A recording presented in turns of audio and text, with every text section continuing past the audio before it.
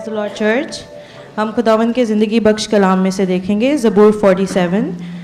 ए सब उम्मतों तालियां बजाओ, खुदा के लिए खुशी की आवाज़ से ललकारो, क्योंकि खुदा ताला मुहीब है, वो तमाम रवे ज़मीन का शहंशाह है।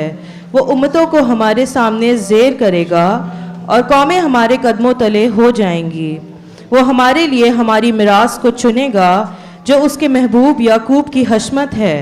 खुदा ने बुलंद आवाज़ के साथ, खुदावन ने नरसिंगे की आवाज़ के साथ सऊद फरमाया, मदा सराई करो, खुदा की मदा सराई करो, मदा सराई करो, हमारे बादशाह की मदा सराई करो, क्योंकि खुदा सारी ज़मीन का बादशाह है।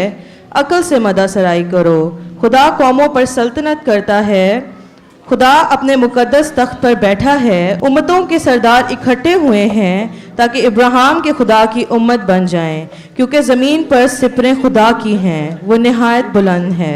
पाक कलाम के पढ़े और सुने जाने पर खुदावंद की बरकत हो।